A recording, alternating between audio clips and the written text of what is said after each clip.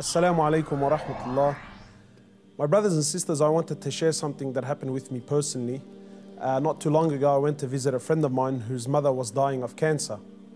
She had been battling cancer for about 5 years, and news came to me that she was on her last days.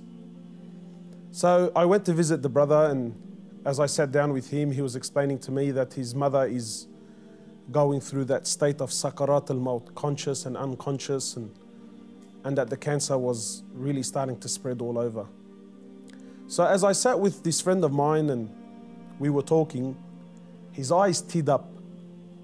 So I assumed that because his mother's dying, and so I tried to comfort him, and I said to him, look, you know, this is natural in life. And he said to me, I'm not crying because she's leaving. And of course I am upset, but that's not why I'm crying. I said, then why are you upset? He said, I'm upset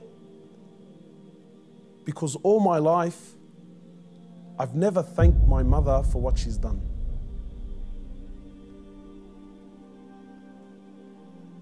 And honestly, I can't explain what happened to me when he said these words, you know. He said, all my life, I've never once in my life said thank you to my mum.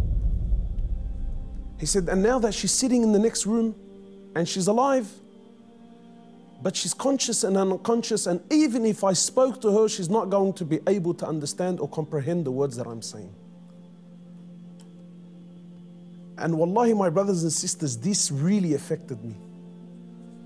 That all his life, you know, all of our lives, for those of us who are fortunate enough that their mothers are still around, you know.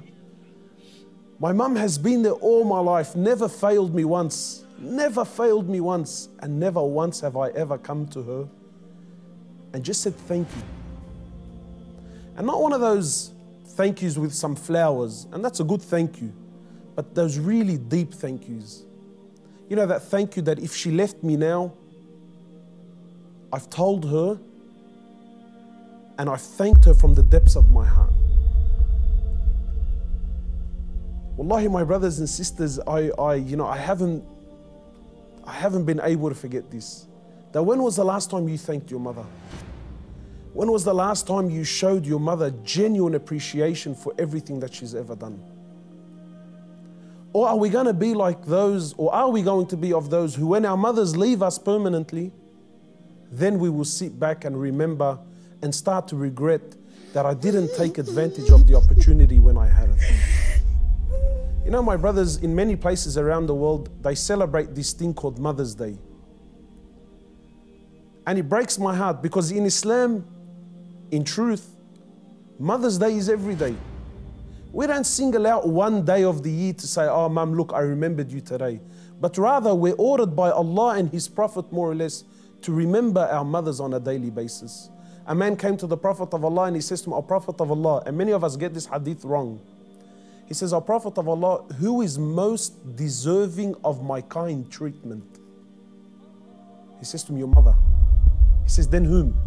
He said to him, your mother. He said to him, then whom? He said to him, your mother. He said, then whom? He said, then your father. Many of us, we interpret this to be love, that my mother is most deserving of my love. No, the person that is most deserving of your kind treatment, of your money, of your health, of everything that you possess, the person that is most deserving of this more than anyone, above all, is your mother, then your mother, then your mother, and then your father. My brothers and sisters, in short, many of us, we still have our mothers. Wallahi, do not be of the losers who wait until our mothers leave us permanently, only then to wish and to regret and say, you know, I wish I can go back and thank my mother. If your mother is still around, you know, run. By Allah, run to her and thank her for everything that she's done.